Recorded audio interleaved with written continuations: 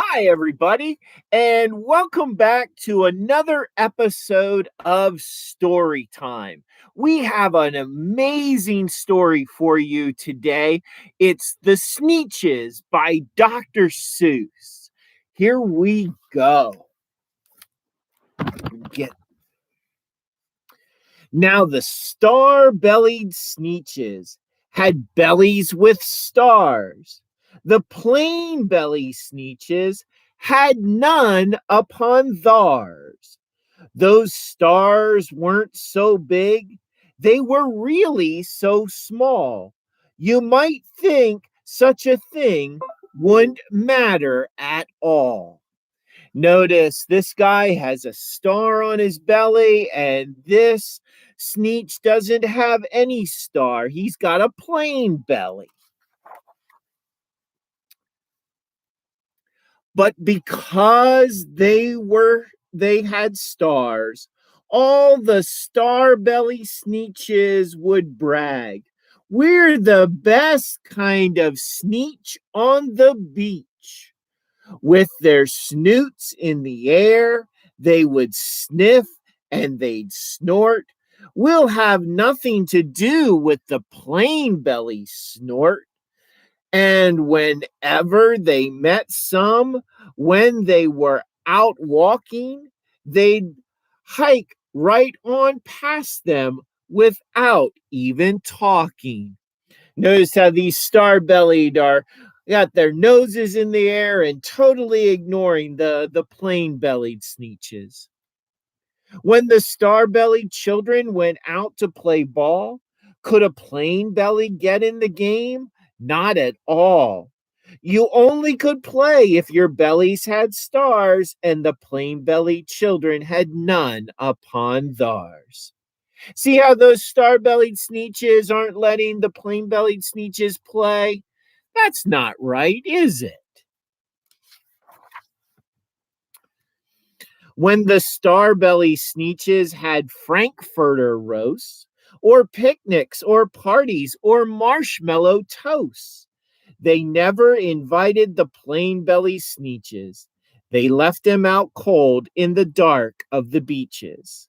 They kept them away, never let them come near, and that's how they treated them year after year.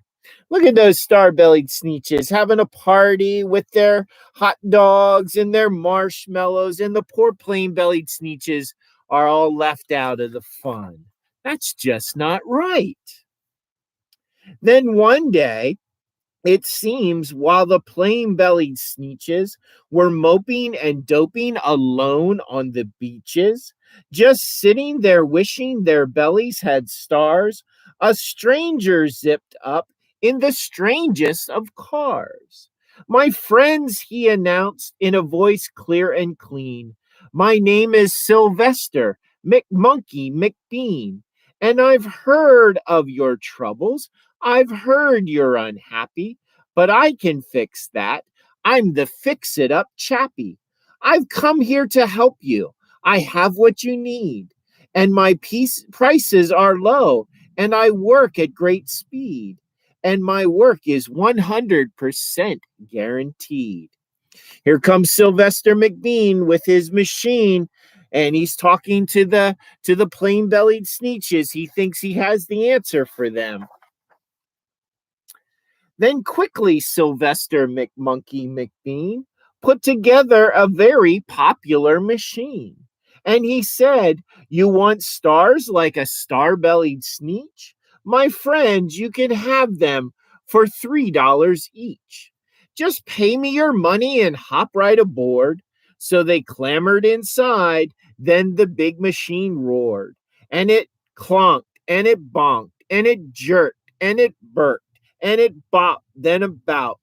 But the thing really worked. When the plain-belly Sneetches popped out, they had stars. They actually did. They had stars upon theirs.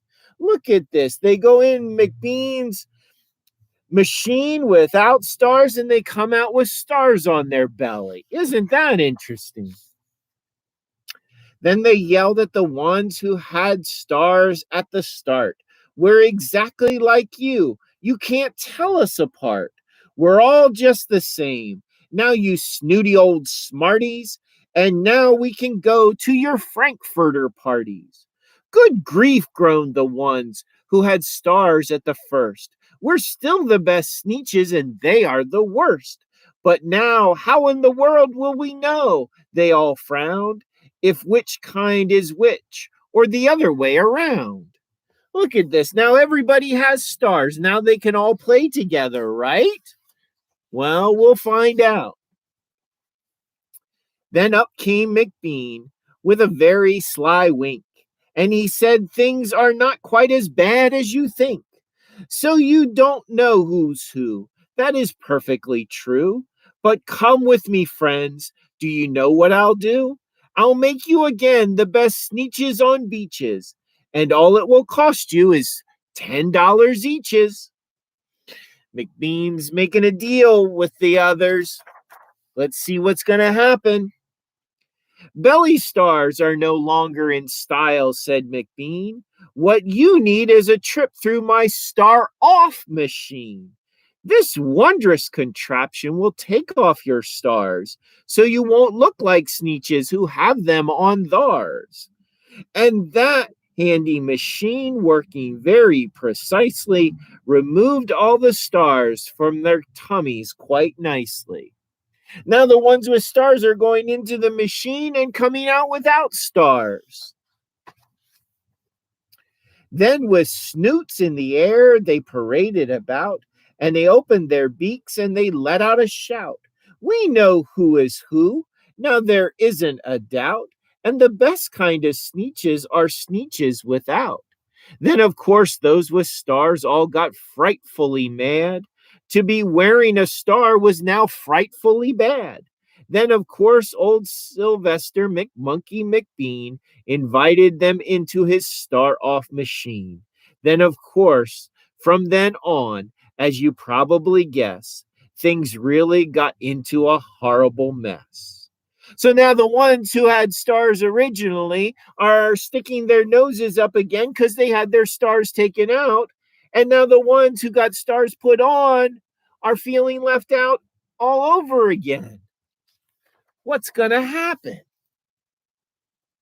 All the rest of the day, on those wild, screaming beaches, the fix-it-up chappie kept fixing up Sneetches. Off again, on again, in again, out again.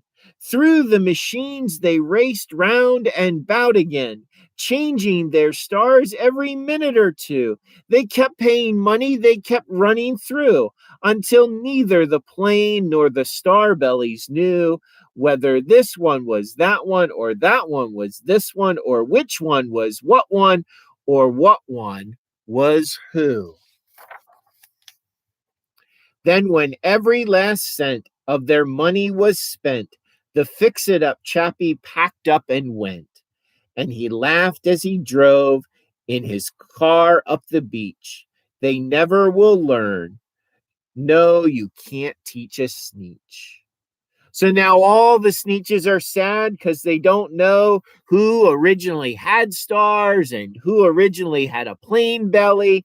And some have stars and some don't have stars. The only one who seemed to make out in this mess was old Monkey McMean, who's got a carload of cash.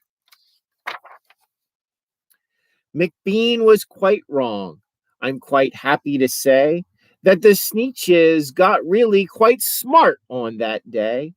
The day they decided that Sneetches are Sneetches and no kind of Sneet is the best on the beach. That day all the Sneetches forgot about stars and whether they had one or not upon theirs. What a wonderful story. It's a reminder that we're all different. And nobody is more special than anybody else. Whether you were a plain-bellied Sneetch or a star-bellied Sneetch, you were all loved and welcomed by God. And there shouldn't be any plain belly Sneetch parties and star bellied Sneetch parties. They should all have parties together. And there shouldn't be any plain bellied Sneetch soccer matches and or star bellied Sneetch soccer matches. But everyone should play together no matter what our differences are. And we should never let people like Sylvester McMonkey McBean divide us and make us feel like anyone else is less special or less unique because of who they are and who God made them. What a wonderful story and a wonderful reminder that we are all God's children and we are all loved no matter how special we are, whether we have a star on our bellies or no star on our bellies, regardless of our race or our religion. It doesn't matter. We are all human beings and we should get along with one another and love one another, just as the Sneetches learned at the end of the story. May it be so. Thanks be to God. Amen. Thank you for joining me for story time this day. I hope you enjoyed the story about the Sneetches, and I hope you'll join me again for our next story time, which will take place in about 2 weeks. About every other week, we record a story time. So I hope you'll look forward and join me again for the next one. In the meantime, everybody, stay safe and be well. Peace, blessings, love, and prayers. Bye bye.